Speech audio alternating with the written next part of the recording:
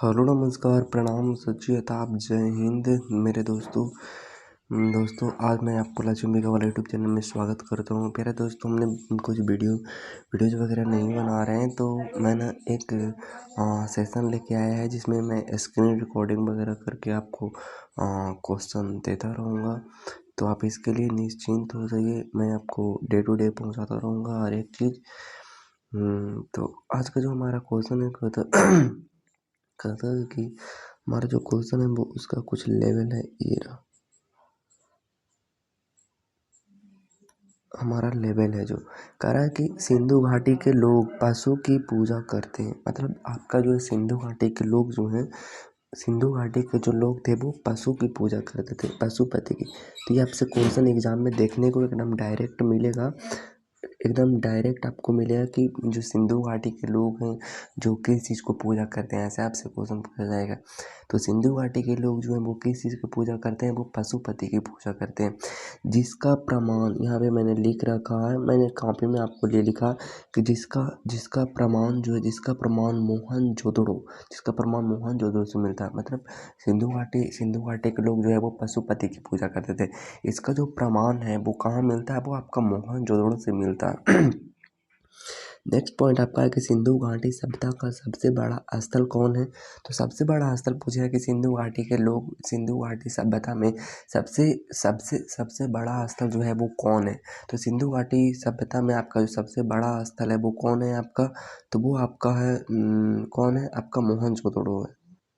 तो कह रहा है कि जो आपका जो है जिसका प्रमाण जो है वो मोहनजोदड़ो से मिलता है। आपका मोहनजोदड़ो है वो सिंधु सभ्यता का सबसे बड़ा स्थल भी माना जाता है।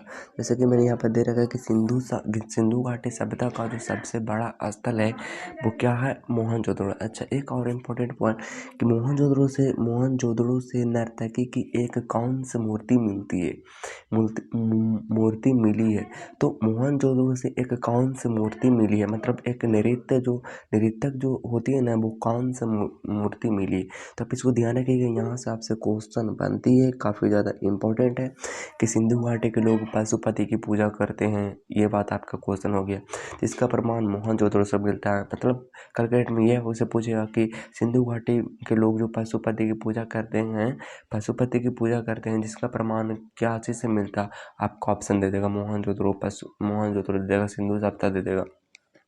तो आपको उसमें नहीं उलझना है, आपको सिर्फ ये जानना है कि मोहनजोदड़ो से में मिलता है। सिंधु घाटी सभ्यता का सबसे बड़ा स्थल कौन है, मोहनजोदड़ो है। और आपका जो है वो मोहनजोदड़ो से नर्तकी की एक कौन सी मूर्ति मिली है। तो इसका PDF मैंने वीडियो के लिंक नीचे डिस्क्रिप्शन के टॉप पे डाल दूंगा, तो आप जाइए उसको डाउनलोड कर लीजिएगा। तो अगला नंबर हमारा जो क्वेश्चन आता है कहता है कि राष्ट्रीय पर्यावरण शोध संस्थान का नागपुर में, हाँ आपसे ऐसा पूछा था कि राष्ट्रीय पर्यावरण शोधन क्या क्या है कि आपका जो ध्यान से देखिएगा, राष्ट्रीय पर्यावरण शोध संस्थान कहाँ है आपका जो है, वो आपका जो है नागपुर में। कहाँ है, राष्ट्रीय पर्यावरण शोध संस्थान, मतलब जो राष्ट्र का है वो पर्यावरण शोध जो होती है हमारी शोध संस्थान है वो कहाँ है आपका, नागपुर में है। तो आप इसको ध्यान रखिएगा, राष्ट्रीय वन प्रबंधन, यहाँ क्या रखा आपका जो है राष्ट्रीय वन प्रबंधन, यहाँ जैसे कि आप देख सकते हैं राष्ट्रीय वन प्रबंधन संस्थान भोपाल में। तो कंफ्यूज बिल्कुल भी नहीं होंगे, राष्ट्रीय वन प्रबंधन जो आपका कहाँ राष्ट्रीय वन प्रबंधन संस्थान कहाँ आपका जो है वो भोपाल में। तो इस बात को आप बिल्कुल भी नहीं भूलिएगा। अगला नंबर हमारा क्वेश्चन है, कहता है कि कुछ इस तरह से आपका क्वेश्चन है, आप इसको देख लीजिए। हमारा नेक्स्ट क्वेश्चन है, कहता है कि जो आपका जो कहता है कि ऋग्वेद में सरस्वती नदी को देवी तमा शब्द से संबोधित किया गया। हाँ, ऋग्वेद में आपका जो है, ऋग्वेद जैसे होता है ना, वेद हमारे कितने होते हैं, तो आप कहोगे कि वेद जो होते हैं आपका जो 4 होते हैं, ऋग्वेद, सामवेद, यजुर्वेद और अथर्ववेद। तो वही बोल रहा है कि ऋग्वेद में सरस्वती नदी को देवी तमा शब्द से संबोधित किया गया। ऋग्वेद में आपका जो है वो सरस्वती नदी को, किस चीज़ को, सरस्वती नदी को देवी तमा किया है, देवी तमा शब्द से संबोधित किया गया है। सरस्वती नदी के लिए ही माते तमा शब्द का प्रयोग किया। हाँ, सरस्वती नदी के लिए ही माते तमा शब्द का भी प्रयोग किया गया है। तो आप इसको ध्यान रखिए कि ऋग्वेद में सरस्वती नदी को देवी तमा शब्द से संबोधित किया गया। सरस्वती नदी के लिए ही माते तमा शब्द का प्रयोग किया गया। तो आप इसको ध्यान रखिएगा। अगला नंबर हमारा जो क्वेश्चन है, इसमें ज़्यादा कुछ डिस्कशन वगैरह तो था नहीं, इसलिए मैंने आपको ले लिया। कहता है कि अरुणाचल प्रदेश में आपातनी जनजाति समूह रहती है। अच्छा, यहाँ जो आपका इम्पोर्टेंट चीज़ है कि आपका जो अरुणाचल प्रदेश में एक जनजाति रहती है जिसका नाम है आपातनी जनजाति। जो आपका रहती है वो कहाँ रहती है? तो आपका जो रहती है वो अरुणाचल प्रदेश में रहती है। अरुणाचल प्रदेश आपका कहाँ पड़ती है? नीचे कमेंट बॉक्स में मुझे बताओ। अच्छा, उसके बाद आप अगला क्वेश्चन है कि टेलीफोन लाइन में बहने वाली धारा विद्युत ऊर्जा है।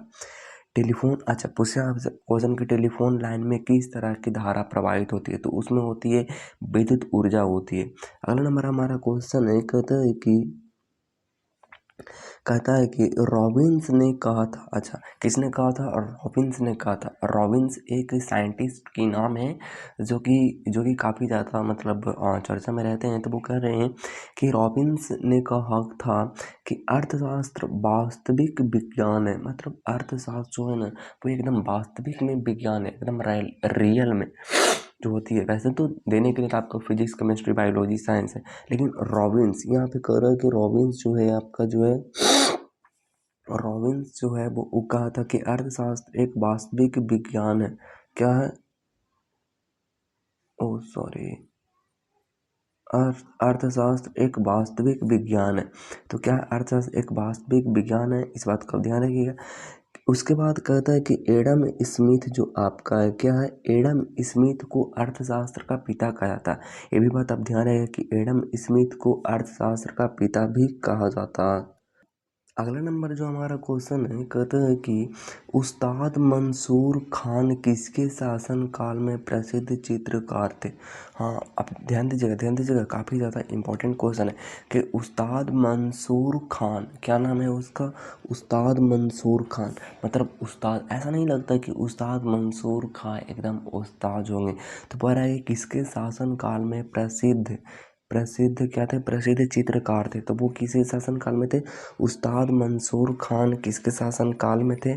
तो वो जहांगीर के शासन काल में थे। इस बात को आप ध्यान दीजिए कि उस्ताद मंसूर खान किसके शासन काल में संबंधित प्रसिद्ध चित्रकार थे? तो जहांगीर थे। जहांगीर के बारे में तो बहुत सारी चीज़ आपको पता होगा उस्ताद मंसूर का। उसके बारे में और देता है कि जहांगीर के दरबार में प्रमुख चित्रकार थे। कौन कौन थे? एक तो था आपका जो उस्ताद मंसूर खां तो था ही था, एक तो आपका था अबुल हसन था। तो अभी दोनों नाम को ध्यान रखिएगा कि अबुल हसन था और एक तो था उस्ताद मंसूर खां। दो था, अबुल हसन और उस्ताद मंसूर खां था। और उस्ताद मंसूर खान किसके शासन काल में प्रसिद्ध चित्रकार थे? तो वो जहांगीर के शासन काल में प्रसिद्ध थे। इसी में एक और इम्पॉर्टेंट चीज़ बोलती है कि उस्ताद मंसूर खां को जहांगीर ने नादिर अल उस की उपाधि धारण की। उस्ताद मंसूर खां जो उसके शासनकाल में प्रसिद्ध चित्रकार थे। हालांकि आपका चित्रकार जो थे वो उस्ताद मंसूर खान भी थे और अबुल हसन भी थे, लेकिन उस्ताद मंसूर खां को जहांगीर ने नादिर अल उसकी नादिर अल उसकी उपाधि धारण की थी। किसकी उपाधि धारण की थी? तो आप यहाँ पे देखिएगा, नादिर मतलब काफ़ी ज़्यादा इनको पसंद आया होगा या तो फिर ऐसा कुछ रिलेटिव होगा। तो वही कह रहा है कि आपका जो है ना आपका जो कह रहा है कि आप उस्ताद मंसूर खां जो थे वो जहांगीर के समय में तो चित्रकार थे ही थे, लेकिन जहांगीर ने उसको नादिर अल उसकी उपाधि दी थी। तो ये भी आपके साथ इम्पोर्टेंट हो सकती है। अच्छा, उसके बाद आपका जो क्वेश्चन बोलती है, कहता है कि जो आपका जो कहता है कि नेक्स्ट आपसे क्वेश्चन है कि डलवर्ट बिल विवाद के कारण डेलवर्ट व्हील विवाद के कारण रिपन को डेलवर्ट व्हील विवाद के कारण रिपन को गवर्नर जनरल को त्याग पत्र देना पड़ा था। आपका जो क्वेश्चन है वो कुछ इस तरह से रहेगा, मतलब आपको बोला जाएगा कि डेलवर्ट व्हील विवाद के कारण किस गवर्नर जनरल को त्याग पत्र देना था। हाँ, दे दिया था। हाँ, ऐसा आपसे क्वेश्चन पूछा है कि आपका जो डेलवर्ट व्हील विवाद, आपका जो क्या रहेगा, डेलवर्ट व्हील विवाद के कारण रिपन, आपका जो रिपन है, रिपन को गवर्नर जनरल को त्याग पत्र देना पड़ा था। मतलब यहाँ से आपका क्वेश्चन ये बन जाएगा कि डेलवर्ट व्हील विवाद के कारण कौन से गवर्नर जनरल को अपने पद से, मतलब अपने पद से त्याग पत्र देना पड़ा था। मतलब इस तरह के क्वेश्चन आपसे पूछ लिए जाएंगे।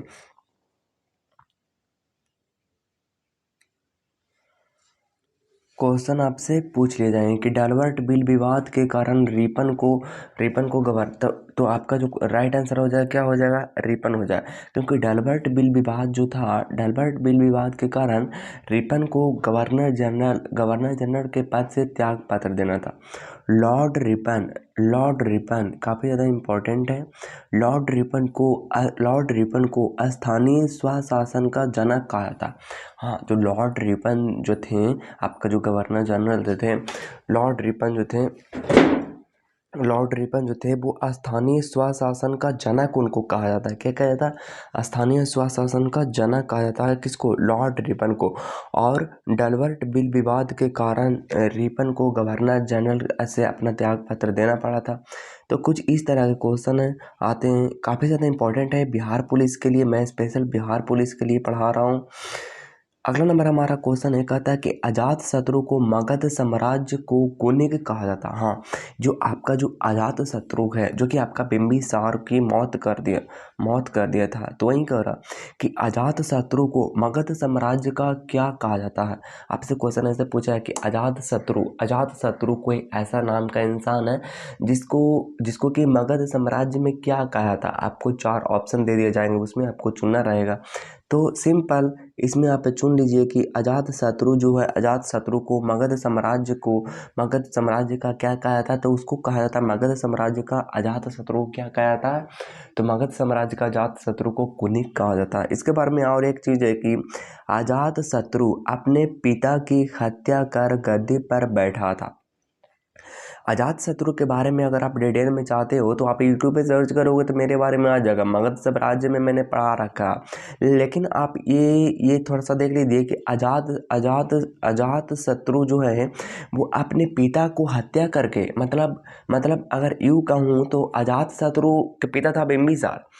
तो बिंबिसार हट नहीं रहे थे। मतलब अजात शत्रु एक्चुअल में ये बोल रहा था कि यार बूढ़े हो गए हैं लेकिन गद्दी छोड़ ही नहीं रहे हैं, तो मुझे क्या करना चाहिए। तो इसने ये डिसीजन ली। और जो इनका जो पिता था वो कर रहे थे, इनका पिता जो था वो इनको सरप्राइज देने के लिए, मतलब एक सरप्राइज के रूप में देने के लिए कि मैं उनको डायरेक्ट एकदम राजा घोषित कर दूंगा और उनको मैं एक सरप्राइज दूंगा। लेकिन सरप्राइज देना तो दूर की बात है, अजात शत्रु ने पिता को पहले ही हैप्पी बर्थडे टू यू कर दी। अजात शत्रु ने 32 वर्षों तक मगध पर शासन किया। अजात शत्रु ने 32 वर्षों तक मगध पर शासन किया था। आपको ये बात जानकारी थी, अगर थी तो तब तो अच्छा था। और इसके बारे में आपको पता है। उसके बाद अगर मैं बताऊं तो उसके बाद कहता है ना कि अजातशत्रु ने अपने पिता को हत्या कर दिया, गद्दी पर बैठ गया, ये तो आपको पता है। अजातशत्रु ने 32 वर्षों तक मगध पर शासन किया। अजातशत्रु ने मगध पर कितना वर्षों तक, 32 सालों तक शासन किया। उसके बाद हमारा जो आता है कहता है कि एक और इम्पोर्टेंट पॉइंट है कि अजातशत्रु लिख रहा है कि अजातशत्रु जो आपका है प्रारंभ में जैन धर्म का अनुयायी था। आपसे ये पूछा गया कि अजातशत्रु यानी कि बिंबिसार का बेटा किस धर्म की अनुयायी करता था। तो किस धर्म की आपका जो है वो अनुयायी करता था, तो वो करता था आपका जो करता था वो किस धर्म करता था, जैन धर्म का। जो अजातशत्रु जो थे वो प्रारंभ में जैन धर्म के अनुयायी थे। किस धर्म के थे, जैन धर्म के अनुयायी थे। अगला नंबर हमारा जो क्वेश्चन, ये पूरी तरीके से प्रॉपर एक क्वेश्चन था लेकिन मैंने इसको शॉर्ट फॉर्मेट में करने की कोशिश की है। आपको किस फॉर्मेट में मैं क्वेश्चन आपको डील करवाऊँ, क्योंकि बिहार पुलिस का क्वेश्चन एकदम यहीं से आ गया, एकदम 100% ये मेरी गारंटी है क्वेश्चन यहीं से आएगा। आप ये इस बात को लिख लीजिए। आज तारीख डेट है 19 अप्रैल 2023 है, ये एकदम लिख लीजिए। अगला नंबर हमारा क्वेश्चन एक आता है कि अगुलहास मतलब अगुलहास कुछ है, तो अगुलहास प्रशांत महासागर की धारा नहीं है। ऐसा पूछेगा कि प्रशांत महासागर की कौन सी जलधारा नहीं है, तो अगुलहास जो है वो प्रशांत महासागर से कोई लिया था नहीं। अगुलहास हिंद महासागर की गर्म जलधारा है। अगुलहास जो आपका जो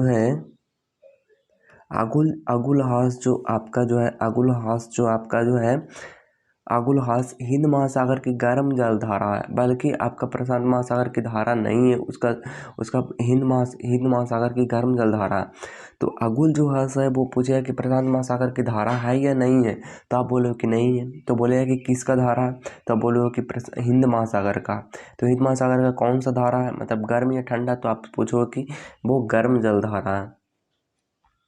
अगला नंबर हमारा क्वेश्चन कुछ इस तरह से आता है, कहता है कि वैदिक काल में जीवन भर अविवाहित रहने वाली महिला को वैदिक काल में जीवन भर अविवाहित रहने वाली महिला को क्या कहा जाता है। आपसे क्वेश्चन यहाँ पे हाइड कर लेगा, पूछेगा ऐसा कि वैदिक काल में जीवन भर अविवाहित रहने वाली महिला को क्या कहा जाता था, तो वो कहा जाता था अमाजु कहा जाता था। क्या कहा जाता था, अमाजु कहा जाता था। तो आप इस बात को ध्यान रखिएगा। उसके बाद हमारा जो आता है कहता है कि हमारा जो उसके बाद कहता है कि, तो आप देख लीजिए वैदिक काल में जीवन भर अविवाहित रहने वाले महिला को क्या कहा था, अमाजु कहा जाता। तो आप इसको देख लीजिएगा, काफ़ी ज़्यादा आपके लिए इम्पोर्टेंट हो सकती है।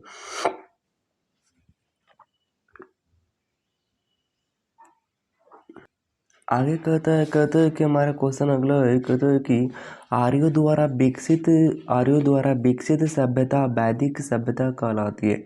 हाँ, मतलब आर्यों द्वारा विकसित सभ्यता जो है, आर्य द्वारा जो विकसित हमारे सभ्यता है वो आपका कैसे सभ्यता है, तो वो है वैदिक सभ्यता आती है, क्योंकि जो आर्यों द्वारा जो होती है वो वैदिक सभ्यता में दर्ज होती है। अगला जो हमारा क्वेश्चन है वो कहता है कि वैदिक सभ्यता एक ग्रामीण सभ्यता थी। वैदिक सभ्यता क्या थी, तो वैदिक सभ्यता एक ग्रामीण सभ्यता। जो वैदिक सभ्यता मैंने आपको जो पीछे वाला है पिछले वाले पेज में आप यहाँ पे देख सकते हैं कि आर्यों द्वारा विकसित सभ्यता वैदिक सभ्यता कहलाता है। क्या कहलाता है, आर्यों द्वारा विकसित सभ्यता वैदिक सभ्यता कहलाता है। तो इसी का मैंने लिया यहाँ पे, ये आपका जो है वैदिक सभ्यता एक ग्रामीण सभ्यता थी। क्या थी, वैदिक सभ्यता जो है वो एक ग्रामीण सभ्यता है। आप इस बात को मान लीजिए। उसके बाद कहता है कि आर्यों की भाषा संस्कृत थी। आर्यों की भाषा कैसे थी, तो आर्यों को जो भाषा है वो एकदम संस्कृत है। आर्यों की मुख्य व्यवसाय पशुपालन। अच्छा, आर्यों का जो क्या है, मैंने आपको पिछले में आपको बताया था कि पशुपालन वाला जो है वो ज़्यादा कुछ नहीं है, आपको यहाँ से इम्पोर्टेंट क्वेश्चन पूछ लिया जाए। तो आर्यों का जो मुख्य पेय था, मतलब मुख्य व्यवसाय जो था वो क्या था, पशुपालन था। और आपका आर्यों का जो मुख्य पेय पदार्थ था वो सोमरस था। आर्यों का समाज पितृसत्तात्मक था। मैक्स मूलर ने मध्य एशिया को आर्यों का मूल निवास का, अच्छा मैक्स मूलर जो था आपका, वो कौन था? मैक्स मूलर था। मैक्स मूलर ने जो मध्य एशिया जो था हमारा है, उसको आर्यों का मूल निवासी उन्होंने कहा है। किसने कहा? मैक्स मूलर ने कहा है। आगे जो हमारा क्वेश्चन कुछ इस तरह से आपको दिख रहा होगा, कहता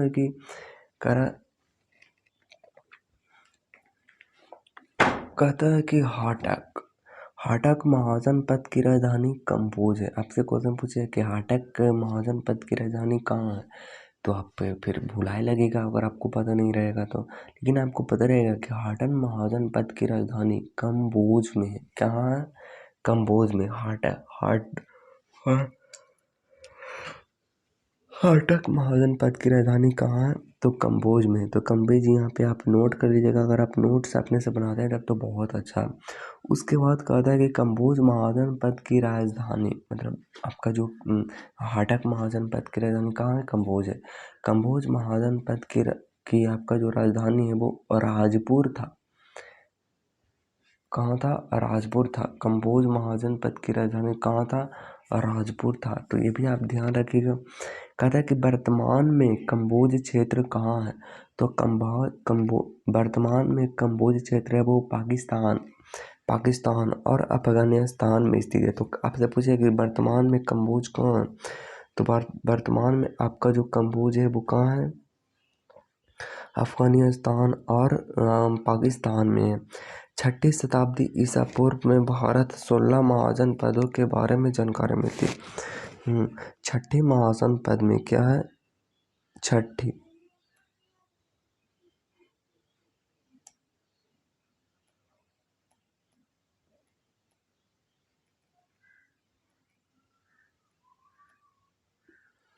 हाँ, कहता है आपका जो कहता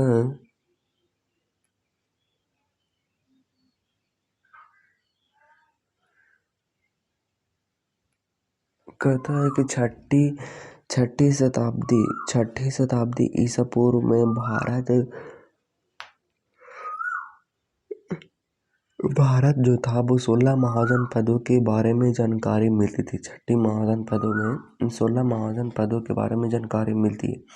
बौद्ध ग्रंथ अंगुत्तर निकाय से 16 महाजनपदों के बारे में जानकारी मिलती है। हाँ, बौद्ध ग्रंथ अंगुत्तर निकाय से 16 महाजनपदों के बारे में जानकारी मिलती है। तो आप इसको ध्यान रख सकते हैं। अगला नंबर हमारा क्वेश्चन है, कहता है कि लिम्पोपो नदी, आपका जो लिम्पोपो नदी है वो मकर रेखा को 2 बार काटती है। लिम्पोपो नदी, इसको ध्यान रखिएगा, तीनों क्वेश्चन बहुत ही ज़्यादा इंपॉर्टेंट है। लिम्पोपो नदी मकर रेखा को 2 बार काटती है और भूमध्य रेखा को कांगो नदी काटती है 2 बार।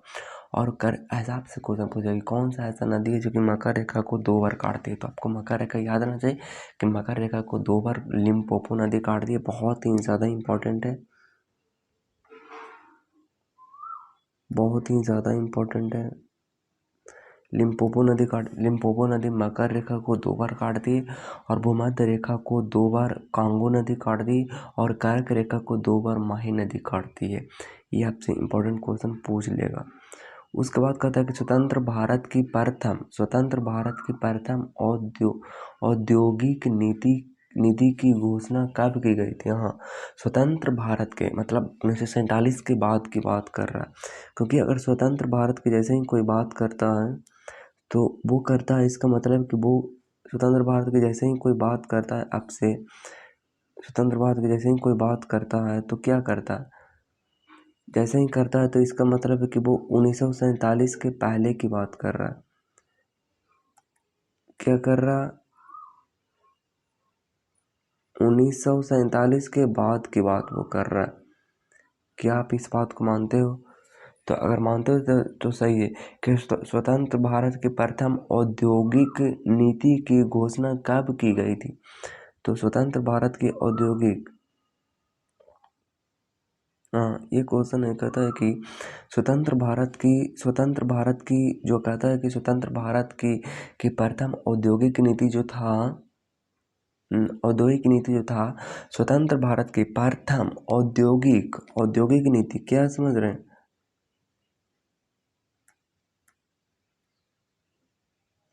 औद्योगिक नीति की घोषणा कब की गई थी? तो 1947 के बाद की गई थी, मतलब 1948 में की गई थी। क्या आप ये बात समझ पा रहे हैं? तब तो बढ़िया है।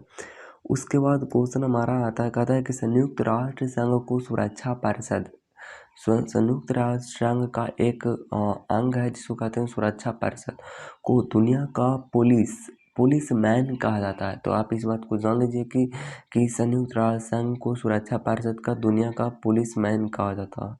अगला नंबर जो हमारा क्वेश्चन है, कहता है कि बल का व्यंजक न्यूटन के द्वितीय गति नियम से प्राप्त होती है, मतलब द्वितीय गति नियम से काम करते हैं। हाँ, जो बल का व्यंजक न्यूटन, बल का व्यंजक जो है, बल का व्यंजक, आप इस बात को समझ पा रहे हो? मैंने इसको लिख रखा है, आप भी एक नोट्स अच्छा सा बना लीजिए ताकि बिहार पुलिस में जाने से पहले आप देख सकते हैं। तो कहता है कि बल का व्यंजक न्यूटन के द्वितीय गति नियम से प्राप्त होती है। क्या होती है? तो आपका जो है कि बल का व्यंजक जो है, बल का जो व्यंजक है,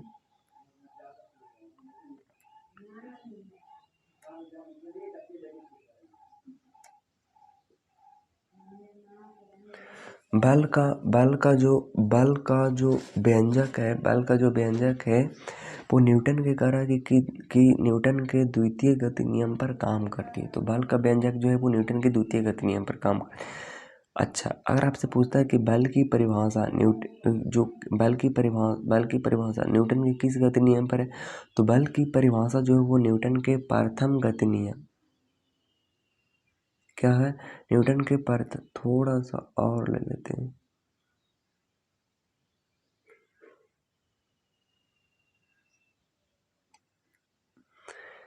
हाँ, बल का जो परिभाषा है ना वो न्यूटन के प्रथम गति नियम से प्राप्त होती है।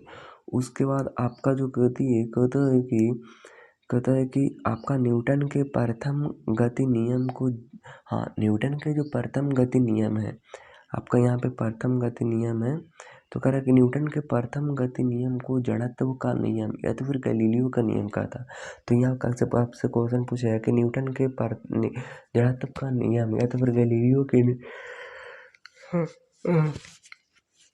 किसको बोला जाता है, जड़त्व के नियम को, या तो फिर किसको किसको बोला जाता है? तो आप बोलोगे कि न्यूटन के प्रथम गति नियम को जड़त्व का नियम या तो फिर गैलीलियो का नियम भी कहा जाता है। क्या आप इस बात को समझ पा रहे हैं? उसके बाद आपसे क्वेश्चन पूछा है कि दीवान मुस्त खराज विभाग की स्थापना किसने की थी? तो यहाँ पे क्वेश्चन काफ़ी ज़्यादा इंपॉर्टेंट है। कह रहा है कि दीवान मुस्त खराज विभाग की स्थापना किसने की थी? तो दीवान मुस्त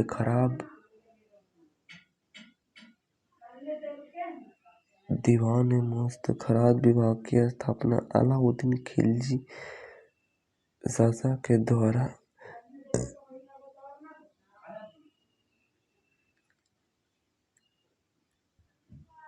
दीवान मुस्त खराज विभाग की स्थापना अलाउद्दीन खिलजी शासक के द्वारा किया गया था। ये बात जान लीजिएगा। उसके बाद आता है कि अलाउद्दीन खिलजी दीवान मुस्त खराज की स्थापना मतलब किस लिए किया था? तो अलाउद्दीन खिलजी दीवान मुस्त खराज की स्थापना भू राजस्व, क्या है? भू राजस्व व्यवस्था में सुधार हेतु किया था। मतलब ऐसा पूछा है कि दीवान मुस्त खराज विभाग की स्थापना अलाउद्दीन खिलजी ने किया था, वो किस लिए किया था? तो वो किया था, वो भू राजस्व व्यवस्था में सुधार हेतु की थी। इस बात को आप जान लीजिए। उसके बाद कहता है कि अलाउद्दीन खिलजी को द्वितीय सिकंदर कहा था। अलाउद्दीन खिलजी जो था वो बहुत ही ज़्यादा मतलब एकदम मजबूत था, तो अलाउद्दीन खिलजी को द्वितीय सिकंदर कहा जाता था। अब क्या आप इस बात को समझ पा रहे हैं? उसके बाद कहता है कि अलाउद्दीन खिलजी ने सिकंदर ए सानी की उपाधि से स्वयं को विभूषित किया था। हाँ, अलाउद्दीन खिलजी ने सिकंदर ए सानी की उपाधि ने विभूषित किया गया था। तो आप इस बात को ध्यान रखिएगा। उसके बाद कहता है कि क्वेश्चन हमारा आता है, नेक्स्ट आता है, कहता है कि रक्त में लोहा, तांबा, मैग्नीशियम तत्व पाया जाता है। हाँ, ऐसा पूछे क्वेश्चन कहता है कि रक्त में कौन सा ऐसा तत्व है जो नहीं पाता, तो इनके अलावा जो भी रहेगा वो नहीं पाया जाएगा। तो रक्त में लोहा आपका पाया जाता है, मतलब लोहा कह सकते हो तो आयरन, तांबा आपका, मैग्नीशियम आपका, इन सब चीज़ आपको पाया जाता है।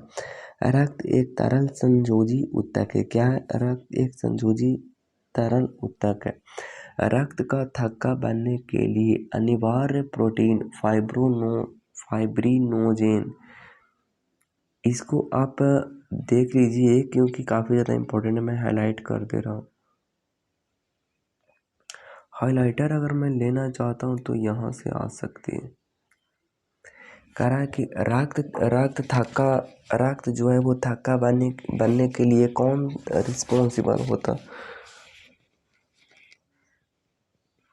तो रक्त थक्का बनने के लिए जो अनिवार्य प्रोटीन होता है वो कौन होता है? फाइब्रिनोजेन होता है। कौन होता है? फाइब्रिनोजेन जो होता है, फाइब्रिनोजेन जो आपका जो होता है वो आपका जो रक्त को थक्का बनने के लिए, मतलब कि जो आपका ब्लड जहाँ पे कट जाता है तो वहीं पे क्या होता है कि जहाँ कट जाता है वहाँ पे उसको थक्का बनाने का जो काम करता है वो कौन करता है? फाइब्रिनोजेन कहता है कि रक्त समूह की खोज किसने किया था?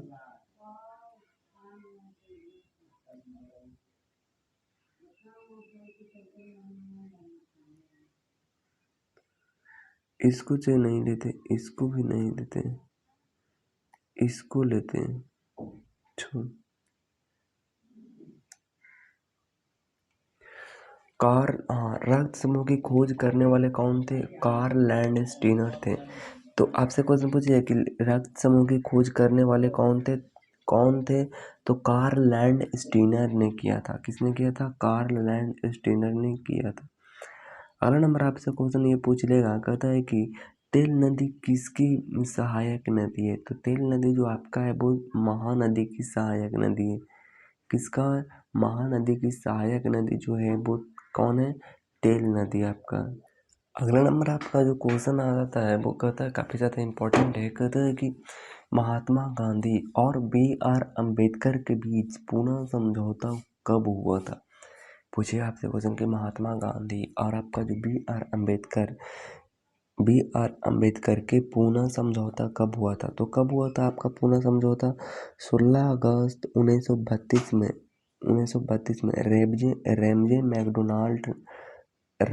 मैकडोनाल्ड ने कम्युनल अवार्ड का सांप्रदायिक पंचाट घोषणा की थी।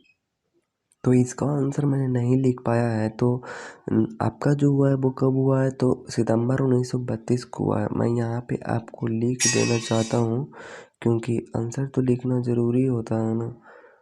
तो यहाँ पे कहाँ होती है आपकी जो होती है वो आपका हो जाएगा, थोड़ी सी और मोटी कर देता हूँ।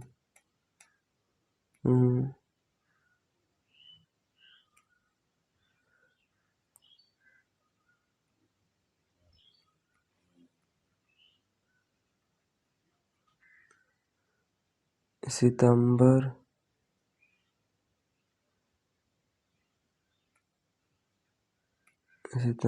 क्या है?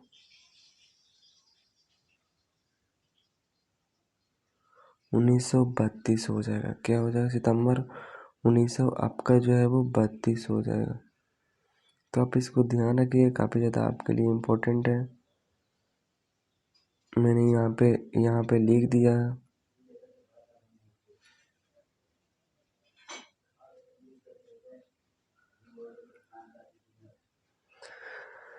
महात्मा गांधी और B.R. अम्बेडकर के बीच पुनः समझौता कब हुआ था? तो कब हुआ था? सितंबर 1932 को हुआ था, अगर आप समझ पा रहे तो। उसके बाद आपसे कहता है कि 16 अगस्त 1932 जो है 16 अगस्त 1932 में रैमजे मैकडोनाल्ड ने कम्युनल अवार्ड या सांप्रदायिक पंचाट की घोषणा की थी। तो आपसे पूछेगा कि सांप्रदायिक पंचाट की घोषणा किसने की थी? रैमजे मैकडोनाल्ड ने किया था। यहाँ पे देख लीजिए आपका जो है वो रैमजे मैकडोनाल्ड है, जो कब किया था 16 अगस्त 1932 में 16 अगस्त 1932 में रैमजे मैकडोनाल्ड ने कम्युनल अवार्ड या सांप्रदायिक पंचाट की घोषणा की थी। अब इसमें थोड़ी सी क्वेश्चन ये बन जाती है, जैसे आप यहाँ पे देख सकते हो कि क्वेश्चन आपसे पूछे सांप्रदायिक पंचाट के विरुद्ध सांप्रदायिक पंचाट के विरोध में गांधी जी ने अंबेडकर के साथ पुनः समझौता किया था। अच्छा, पुनः समझौता जो किया था वो किसने किया था? सांप्रदायिक पंचाट के विरोध, मतलब जो आपका जो पुनः समझौता हुआ था वो किसके विरुद्ध में हुआ था? सांप्रदायिक पंचाट के विरुद्ध में गांधी जी ने अम्बेडकर के साथ पुनः समझौता किया था। मतलब अगर पूछेगा कि सांप्रदायिक पंचाट के विरुद्ध में जो समझौता हुआ था वो महात्मा गांधी और किनके बीच हुआ था? या तो फिर ये पूछ रहा है कि सांप्रदायिक पंचाट के विरुद्ध में जो आपका जो क्या बोलते हैं गांधी जी और अंबेडकर के बीच में समझौता हुआ था, वो कौन समझौता हुआ था? तो वो हुआ था पुणे समझौता हुआ था। तो इस तरह से क्वेश्चन आपका यहाँ से बन जाती है, बस आपको सिर्फ समझनी है। अगला नंबर हमारा जो क्वेश्चन है ये कहता है ना कि भारतीय वन प्रबंधन संस्थान का मुख्यालय, मैंने आपको पिछले वीडियो में बताया था कि भारतीय वन प्रबंधन संस्थान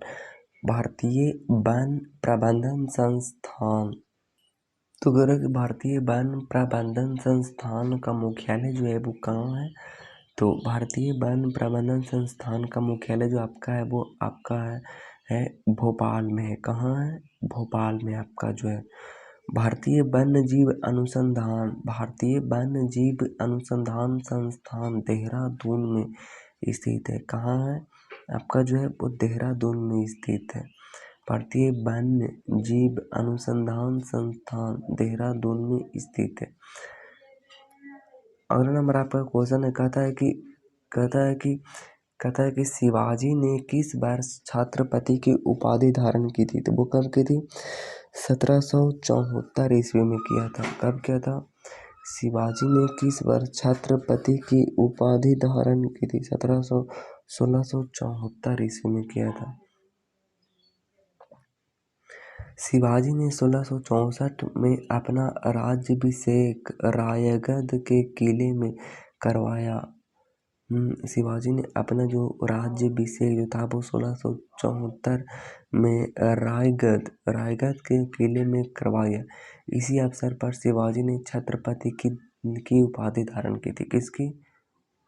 तो आपसे क्वेश्चन यहाँ से पूछ लेगा, क्या पूछ लेगा कि जो आपका जो है कि क्वेश्चन यहाँ से ये पूछ लेगा कि आपका जो है कि शिवाजी ने 1764 ईस्वी में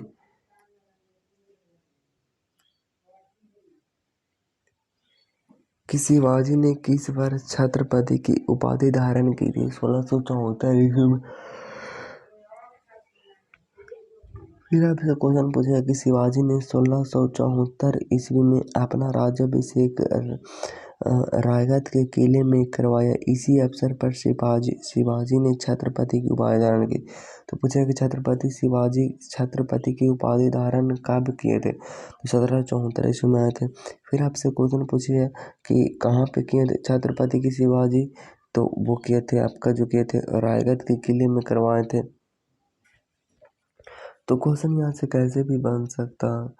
अगला नंबर आपका जो क्वेश्चन है कहता है कि अगला नंबर हमारा क्वेश्चन है कहता है कि पन्नालाल घोष का संबंध किस वाद्य यंत्र से था? ऐसा क्वेश्चन आपसे पूछ लेगा कि पन्नालाल घोष का संबंध किस वाद्य यंत्र से था? तो किस वाद्य यंत्र से था? आपका बांसुरी से था। किससे था?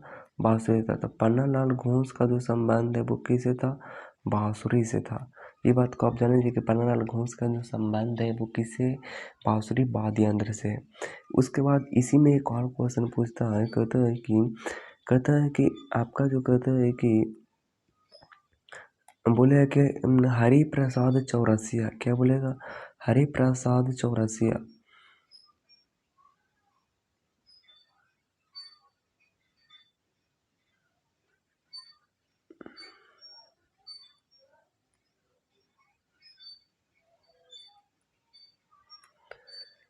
बोले कि हरि प्रसाद चौरसिया।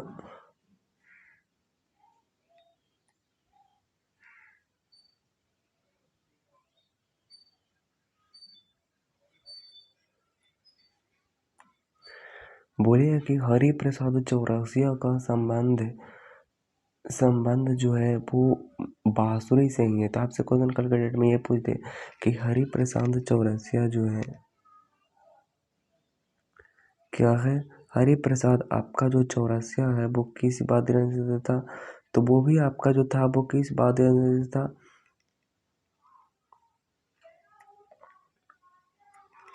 तो हरि प्रसाद चौरसिया का संबंध जो था वो बांसुरी से था, और पन्नालाल घोष का संबंध भी किससे था, बांसुरी से था।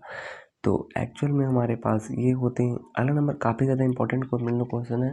कहता है कि चुंबकीय प्रवाह की इकाई, जो चुंबकीय प्रवाह जो होती है, जैसे प्रवाह जो नहीं करती है, तो चुंबकीय प्रवाह जो है उसका इकाई जो है वो क्या है, वेबर है। और पूछे कि चुंबकीय क्षेत्र जो होती है, एरिया जो होती है उसका क्या होती है, उसका क्षेत्र जो होती है, चुंबकीय क्षेत्र जो होती है उसका गॉस होती है।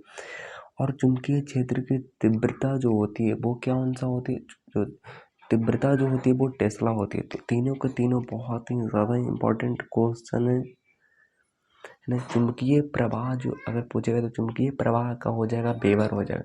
लेकिन वही चुंबकीय क्षेत्र की बात करेगा तो वो गॉस हो जाएगा। लेकिन वही चुंबकीय क्षेत्र के तीव्रता की बात करेगा तो उसका क्या हो जाएगा, टेस्ला हो जाएगा। यानी टेस्ला इज द करेक्ट उत्तर आपका हो जाएगा।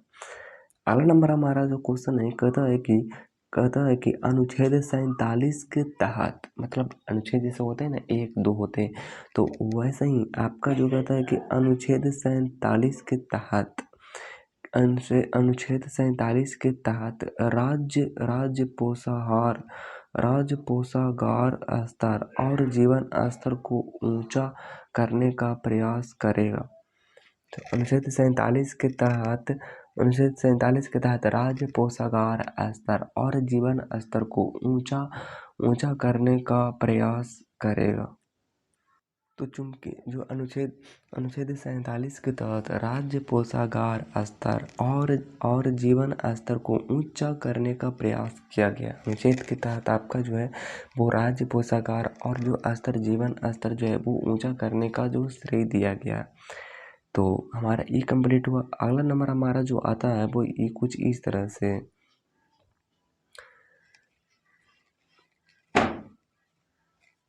उसके बाद आपका जो क्वेश्चन आता है वो कुछ इस तरह से रहता है। कहता है कि पूछेगा आपसे क्वेश्चन कि गुरु अंगद ने सिख धर्म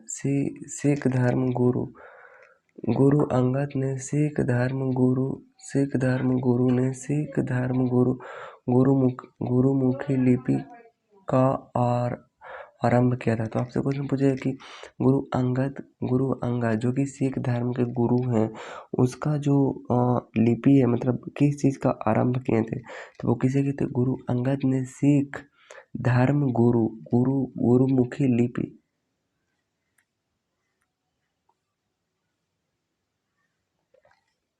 हाँ, तो गुरु अंगद ने सिख धर्म गुरुमुखी लिपि का आरंभ किया था। तो क्या किया था, गुरु अंगद ने सिख धर्म गुरुमुखी लिपि का आरंभ किया था। तो ये भी बहुत इम्पोर्टेंट है। उसके बाद आपका जो क्वेश्चन आता है, कहता है कि स्ट्रोम्बोली ज्वालामुखी को भूमध्य सागर का प्रकाश स्तंभ कहा था। हाँ, स्ट्रोम्बोली एक क्या है, तो स्ट्रोम्बोली जो आपका है, स्ट्रोम्बोली जो आपका क्या है,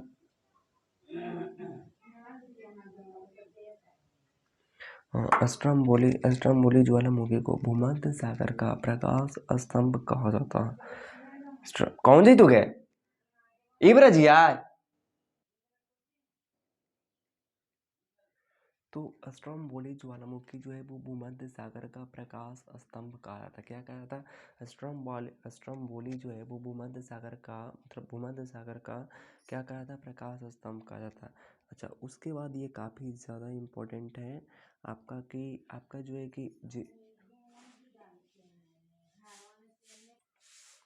जिब्राल्टर जल संधि को भूमध्य सागर की कुंजी कहा जाता है। तो आपको याद रखें कि जिब्राल्टर जल संधि को भूमध्य सागर की कुंजी कहा जाता है। उसके बाद बोला जाता है कि माल्टा तो जो भूमध्य सागर में स्थित एक देश है। ये काफ़ी ज़्यादा जूम करने के बाद आपको दिखेगा, तो आपको इसको याद रखना कि जिब्राल्टर जल संधि को भूमध्य सागर की कुंजी कहा जाता है और माल्टा द्वीप भूमध्य सागर में स्थित एक देश है। तो आप इसको ध्यान दीजिएगा।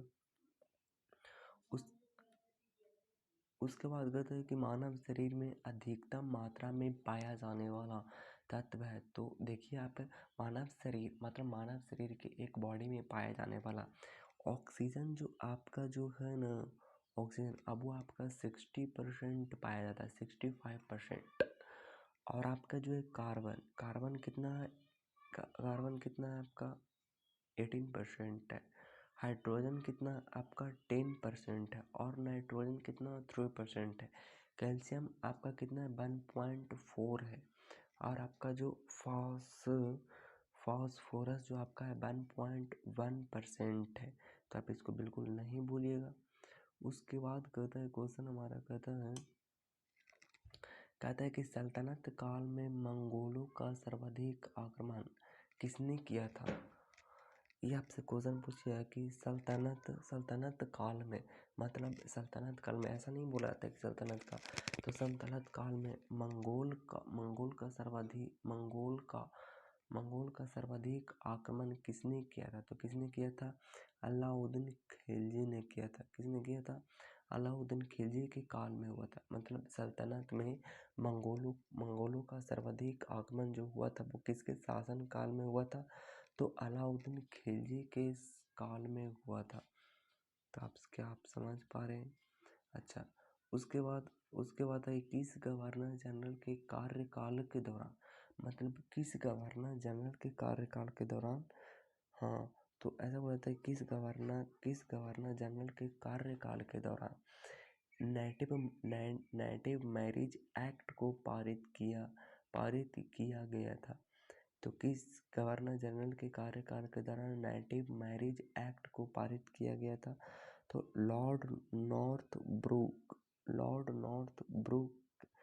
के शासन काल में किया गया था। तब इसको बिल्कुल बनाएं कि किस गवर्नर जनरल के कार्यकाल के दौरान नेटिव मैरिज एक्ट को पारित किया गया था? तो किया गया था लॉर्ड नॉर्थब्रुक। पूछ रहा है किस गवर्नर जनरल के कार्यकाल के दौरान नेटिव मैरिज एक्ट, तो नेटिव मैरिज एक्ट दोनों को आपको रिलेट कर पा रहे होगे। नेटिव मैरिज एक्ट को 1872 ईस्वी में पारित किया गया था। हाँ, नेटिव मैरिज एक्ट मतलब लॉर्ड नॉर्थब्रुक 1872 में था। तो नेटिव मैरिज एक्ट को 1872 ईस्वी में पारित किया गया था।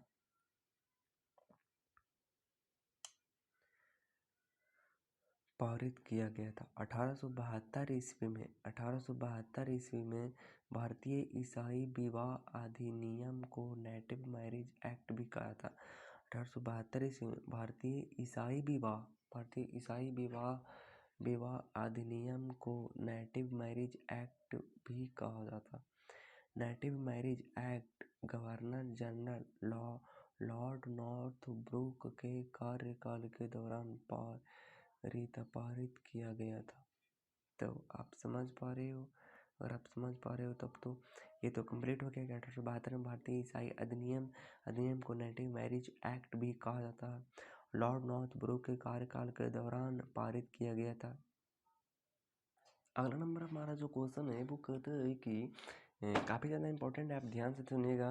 कहता है कि पंजाब का प्रसिद्ध कोका आंदोलन लॉर्ड नॉर्थब्रुक के कार्यकाल में हुआ था।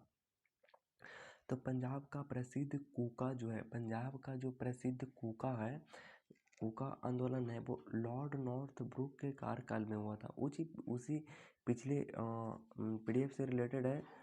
आप यहाँ पे देख सकते हैं कि मैंने जैसे कि आपको बताया था लास्ट में कि लॉर्ड नॉर्थ ब्रुक के बारे में बताया था। लॉर्ड नॉर्थ ब्रुक है जो कि आपका जो है वो नेटिव मैरिज एक्ट को पारित किया गया था। तो वही कह रहा है कि पंजाब का प्रसिद्ध जो कूका आंदोलन लॉर्ड नॉर्थ ब्रुक के कार्यकाल में हुआ था। पंजाब का प्रसिद्ध कूका आंदोलन क्या है? कूका आंदोलन है।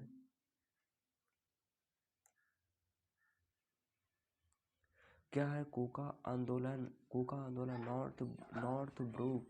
नॉर्थ ब्रुक के कार्यकाल में हुआ था।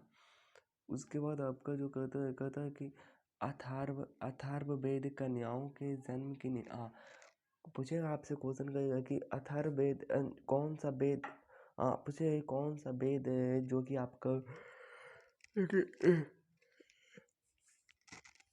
स्त्री की जन्म की निंदा करती है। तो अथर्ववेद कन्याओं के जन्म की निंदा करती है।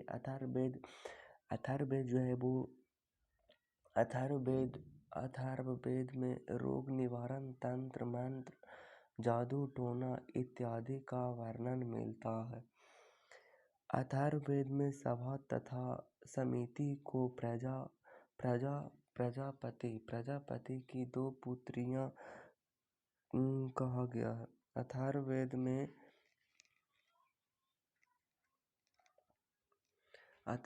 में सभा तथा समिति को प्रजापति की दो पुत्रियां की बात कही गई। अथर्ववेद में हमने को बताया कि अथर्ववेद जो है वो कन्याओं के जन्म की निंदा करती है। अथर्ववेद में रोग निवारण तंत्र, मंत्र, जादू टोना इत्यादि का वर्णन मिलता है। अथर्ववेद में सभा तथा समिति को प्रजापति की दो पुत्रियां कहा गया है। उसके बाद हमारा जो इम्पोर्टेंट क्वेश्चन आता है बिहार पुलिस के लिए स्पेशली कि विटामिन B2 का रासायनिक नाम क्या है? तो विटामिन B2 का रासायनिक नाम आपका क्या? तो मैंने इसका ट्रिक भी बता रखा है, मेरे वीडियो में बता रखा है कि थीराइकिनिकोपाइंट पाइबाइने फास्कर। तो तो राई से हमारा हो गया, क्या हो गया? राइबोफ्लेविन हो गया। क्या हो गया? राइबोफ्लेविन हो गया।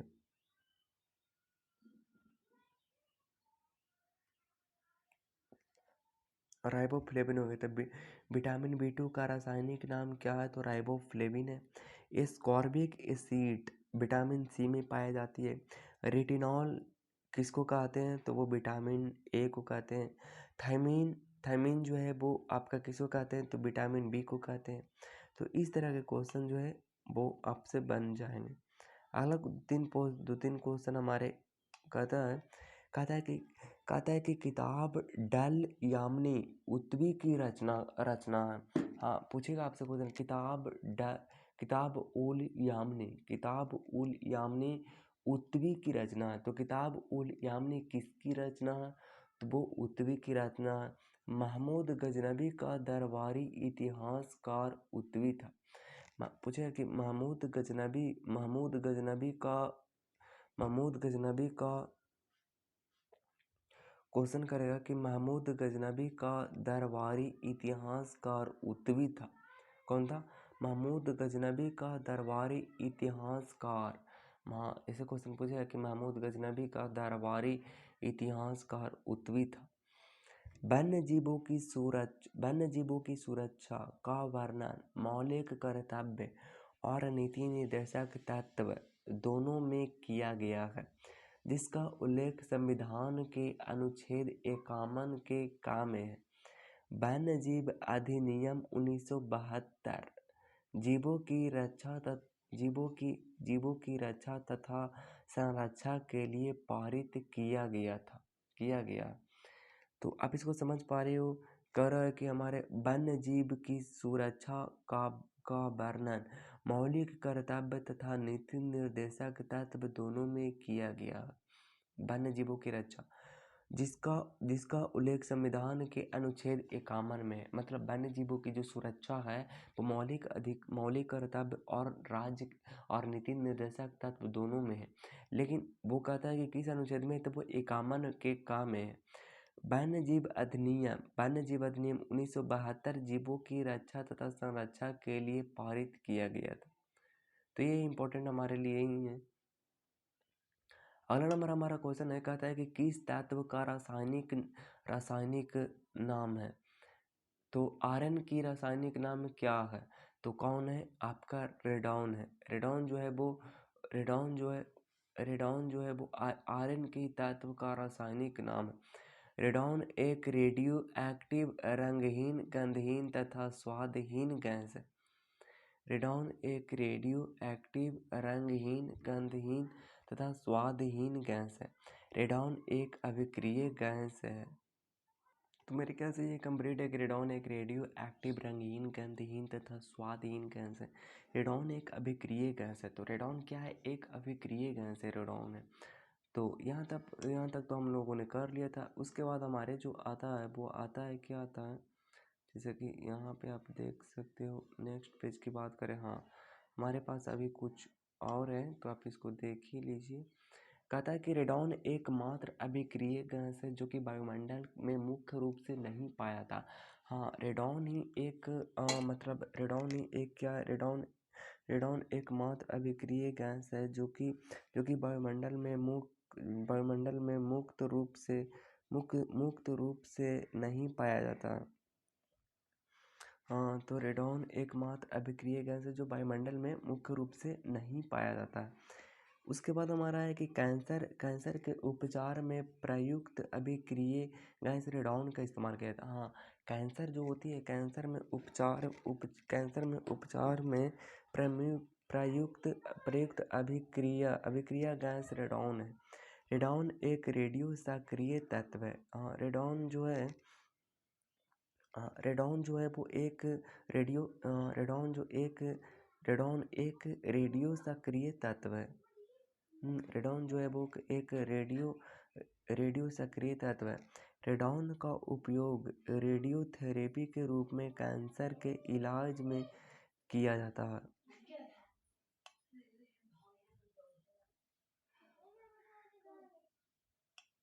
उसे कहता है कि दिल्ली की गद्दी पर बैठने वाला पहला अफगान शासक कौन था।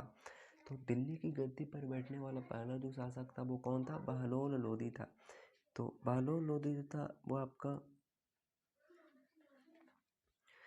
दिल्ली की गद्दी पर बैठने वाला पहला अफगान शासक बहलोल लोदी था।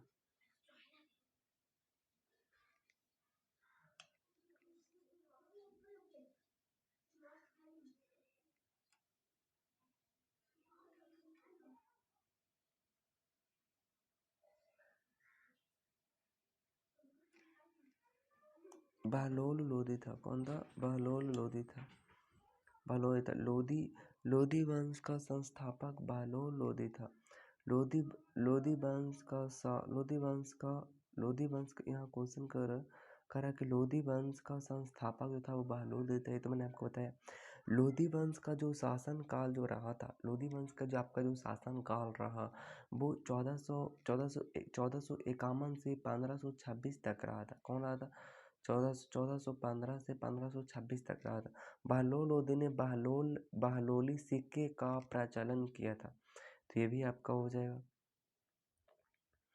उसके बाद कहता है कि बलियारी द्वीप समूह कहाँ स्थित है। अच्छा, आपसे ये क्वेश्चन पूछा है कि बलियारी द्वीप समूह जो है बलियारी द्वीप समूह कहाँ स्थित है। तो कहाँ स्थित है, वो आपका जो है वो भूमध्य सागर में स्थित है। कहाँ स्थित है, भूमध्य सागर में स्थित है। बलियारी द्वीप समूह भूमध्य सागर के पश्चिम में स्थित है। हाँ, पश्चिम में। इस पर स्पेन का अधिकार है। तो ये भी हमारा कंप्लीट हो गया। उसके बाद हमारा जो आता है, कहता है कि भारत के संविधान में प्रस्तावना की भाषा को किस देश से लिया गया। हाँ, तो भारत के संविधान में प्रस्तावना को किस भाषा किस भाषा किस भाषा से लिया गया है? तो वो लिया गया ऑस्ट्रेलिया से।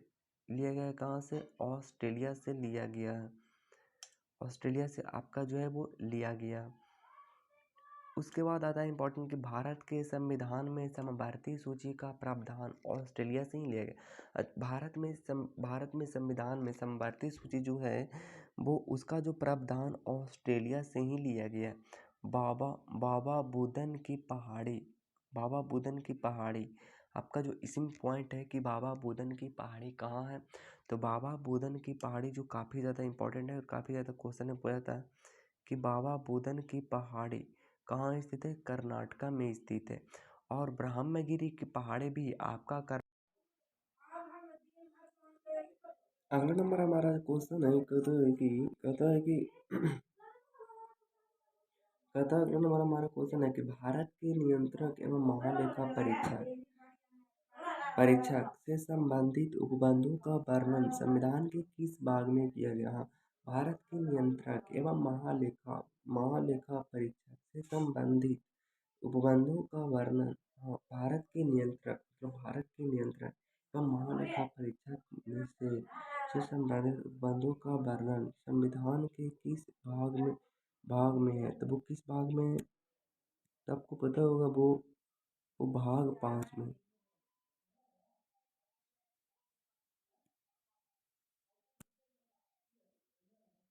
भाग 5 में। क्या आप समझ पा रहे हो इस बात को? अगर आप समझ पा रहे हो तो ठीक है।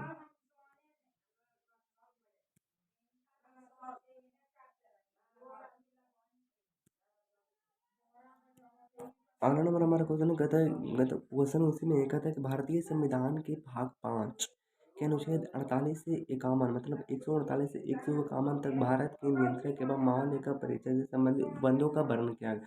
हाँ, कारण है कि संविधान के आपका जो संविधान है मतलब जैसे कि अगर अगर मान लो यूँ कहूँ तो यहाँ पे जैसे कि मैं लिख सकता हूँ कि भारतीय संविधान जो है ना भारतीय संविधान के भाग 5 में क्या है? भाग 5 में अनुच्छेद 148 से 151 तक भारत के नियंत्रक एवं महालेखा परीक्षक से संबंधित उपबंधों का वर्णन किया गया है। तो आप इस बात को ध्यान देते हैं तो ज़्यादा अच्छा रहेगा। अगला नंबर हमारा जो क्वेश्चन है कहता है कि पेंडुलम को चंद्रमा पर ले जाने पर उसका आवर्तकाल क्या होगा? बढ़ेगा या फिर घटेगा? चंद्रमा पर ले जाने पर उसका आवर्तकाल में क्या प्रभाव पड़ेगा? तो वो बढ़ेगा। क्या आपको पता है इस बात को? अगला नंबर हमारा क्वेश्चन है कहता है कि लंदन में कर्जन वाइली की हत्या का संबंध किससे है? लंदन में मतलब कि लंदन में कर्जन वाइली की हत्या का संबंध किससे है? तो किसे आप यहाँ पे देख सकते हैं जैसे कि मैंने कि यहाँ पे लिख रखा कि मदन लाल ढींगरा ने लंदन के कर्जन वाइली की हत्या का संबंध से किस्सा 1909 में 1909 में मदन लाल ढींगरा ने कर्जन वाइली की हत्या लंदन में कर दी थी। 1909 ईस्वी में मदन लाल ढींगरा ने कर्जन वाइली की हत्या लंदन में कर दी थी। तो इस बात को पता है। अगला नंबर हमारा क्वेश्चन कहता है किस वंश के शासकों ने सर्वप्रथम सीसो सिक्के की जारी किए थे? यहाँ पे मैंने ब्लैक कलर ले लिया था क्योंकि उस टाइम मेरे पास वो नहीं था, पेन नहीं था। किस वंश के शासकों ने सर्वप्रथम शीशे के सिक्के जारी किए थे? तो किसने किए थे? सातवाहनों ने किए थे। किसने किया था? सातवाहनों ने किया था। अगला नंबर क्वेश्चन कहता है कि सातवाहन शासकों ने सबसे पहले शीशे के सिक्के जारी किए थे। क्या किए थे? शीशे के सिक्के जारी किए थे सातवाहनों ने। इसके अतिरिक्त उन्होंने चांदी, तांबा, प्रोटीन आदि के सिक्के भी चलाए। उनके सिक्के पर मछली, जहाज और शंख के चित्र मिले थे। मतलब किसने? सातवाहनों जब चलाए थे तब।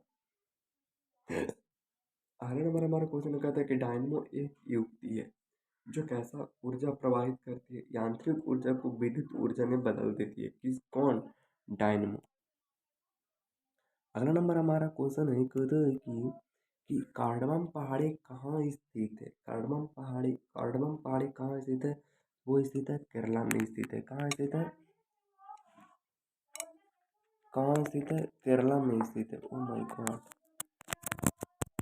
केरला में स्थित है। कार्डमम की पहाड़ी कहाँ स्थित है? केरला में स्थित है। तो आप इसको देने, इलायची पहाड़ियाँ पश्चिमी घाट की पहाड़ी पर है। इलायची पहाड़ियाँ जो है पश्चिमी घाटी की पहाड़ी पर है, और कार्डमम का मतलब इलायची ही होता है। अगला नंबर क्वेश्चन है, कहता है कि ट्रिप्सिन एंजाइम किस में स्थित होता है? ट्रिप्सिन एंजाइम अग्नाशय में स्थित होती है। अग्नाशय जो आपका जो होती है ना, ट्रिप्सिन एंजाइम जो होती है ना, ट्रिप्सिन एंजाइम जो होती है वो आपका जो होती है कहाँ होती है? मैं आपको बताना ये चाहता हूँ कि ट्रिप्सिन एंजाइम जो है, ट्रिप्सिन एंजाइम वो अग्नाशय में स्थित होता है। आगे कह रहा है कि और ये छोटी आंत में बनता है। मतलब ट्रिप्सिन एंजाइम जो आपका है वो कहाँ बनती है? वो छोटी आंत में बनती है। मतलब कल के डेट में ये क्वेश्चन आपसे पूछा है कि ट्रिप्सिन एंजाइम जो है वो कहाँ बनती है, तो वो बनती है, ट्रिप्सिन एंजाइम जो बनती है वो कहाँ बनती है? तो आपका जो बनती है वो छोटी आंत में बनती है। अगला कहता है कि ट्रिप्सिन एंजाइम प्रोटीन के पाचन में सहायता करता है। प्रोटीन के पाचन में सहायता करता है। तो ये आपका हो गया। कहता है कि पंचमहल फतेहपुर सीकरी में स्थित है। पंचमहल जो आपका है, मतलब पंचमहल जो आपका है वो कहाँ स्थित है? फतेहपुर सीकरी में स्थित है। फतेहपुर सीकरी में स्थित है। तो कल के डेट में ये पूछा है कि पंचमहल कहाँ स्थित है, तो फतेहपुर सीकरी आपको करेक्ट उत्तर आपका हो जाएगा। पंचमहल का निर्माण अकबर ने करवाया था।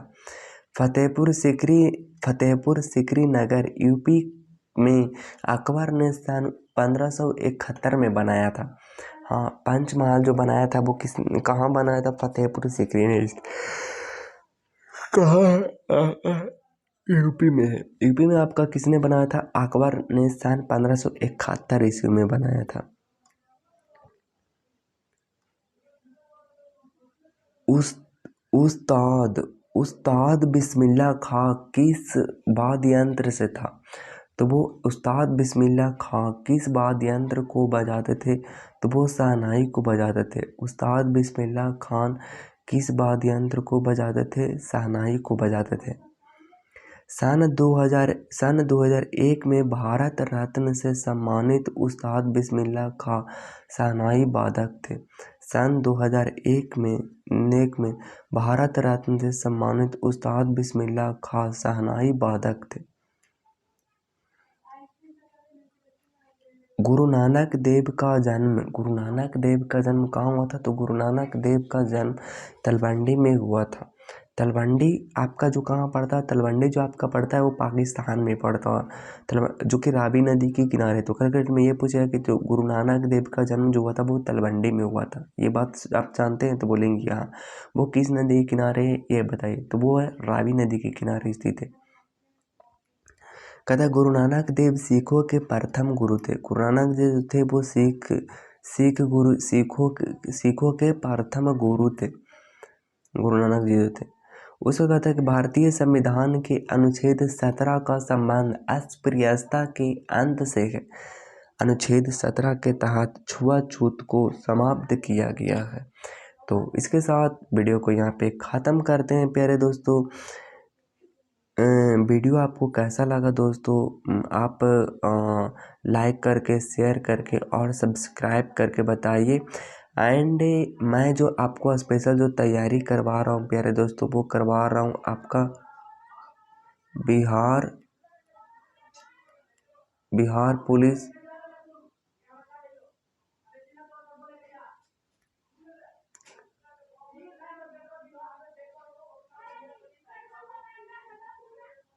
2023।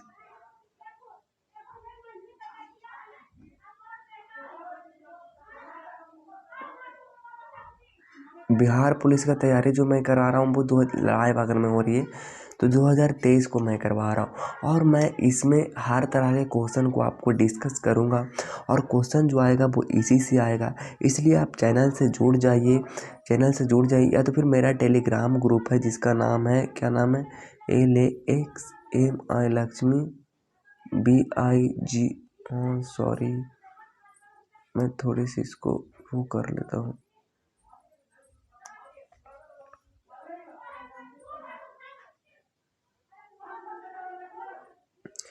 क्या मेरा एक टेलीग्राम ग्रुप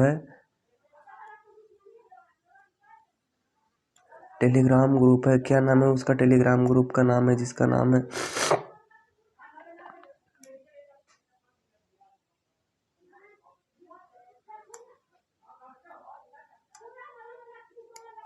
क्या नाम है उसका,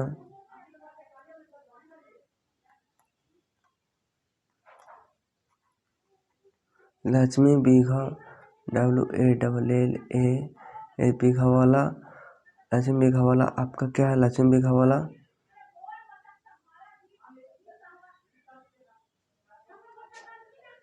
लक्ष्मी बीघा वाला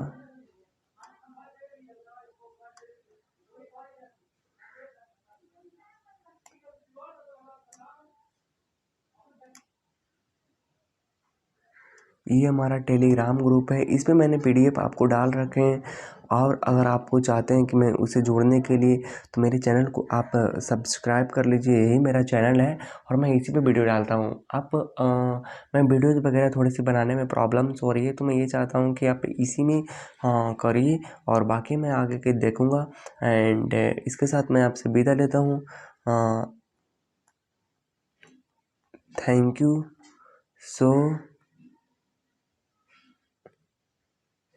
you so much for watching this video. इसके साथ मैं आपसे विदा लेता हूँ। All the best. जय हिंद। वंदे मातरम।